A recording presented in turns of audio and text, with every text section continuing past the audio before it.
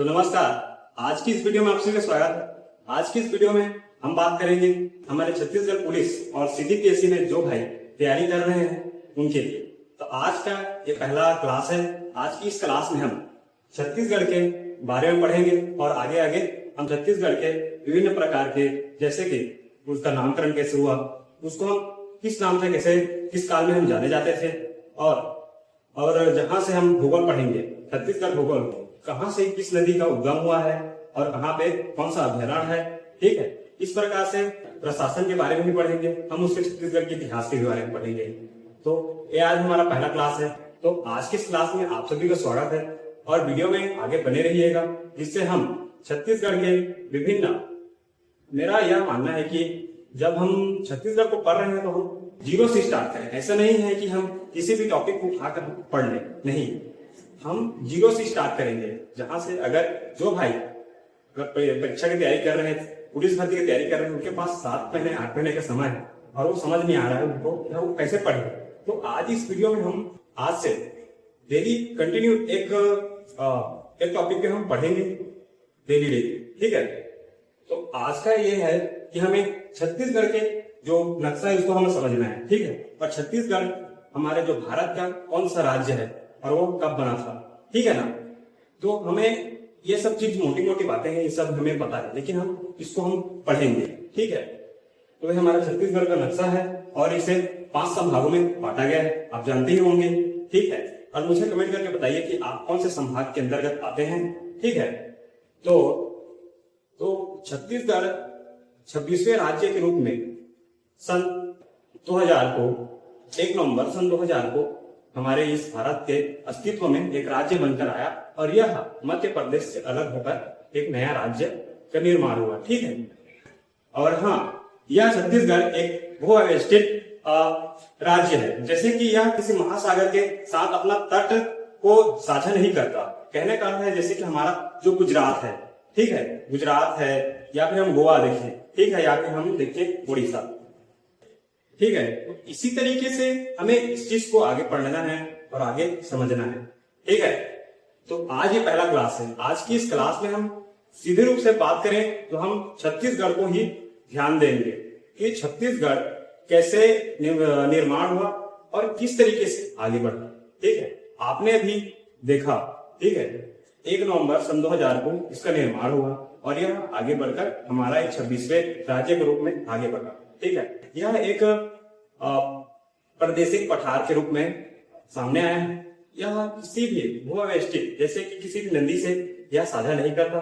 ठीक है, और इसमें अभी 2022 में सितंबर में बात करें तो 2022 में हमें नए जिले के रूप में हमें देखने को मिला।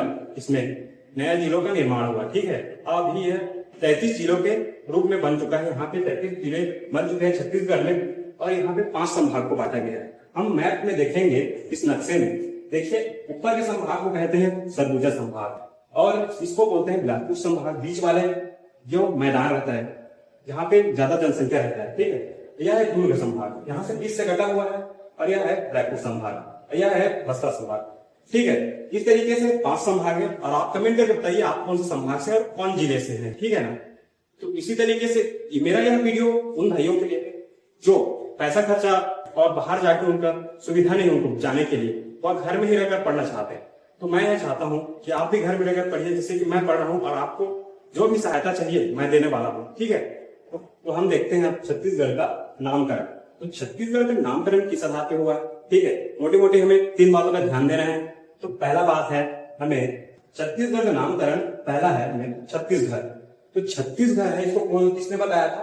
बेगलर ने बताया, बेगलर। ठीक है, और उन्होंने बताया था कि जरासंध के काल में जो 36 चर्मकार जो परिवार है वह उनके राज्य से अलग हो गए, जो अपना एक नया राज्य बनाया था, उनका उन्होंने नाम रखा था छत्तीसगढ़। ठीक है, यह एक बात है इसी अनुसार। उसके बाद आगे हम देखते हैं तो आगे हमें पता चलता है कि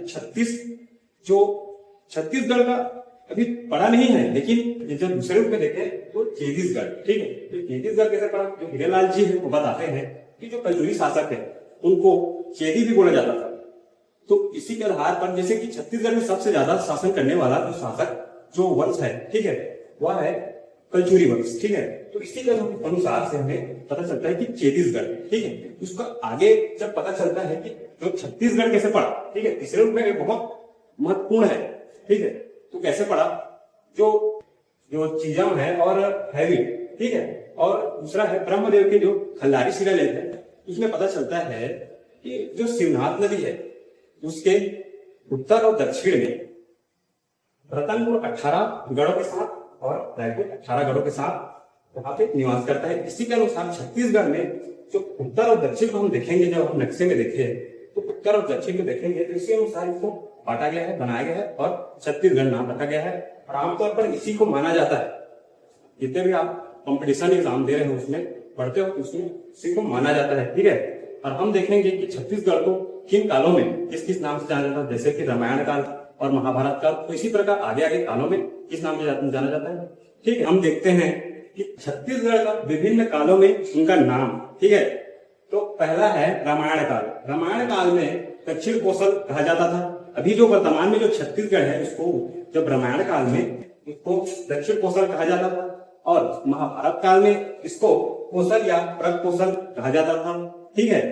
और उसके बाद है टालेमी, ठीक है, ये भी एक काल है, ठीक है। तो हम पढ़ेंगे आगे, तो उसमें अधिष्ठी, ठीक है, ये बोला जाता था।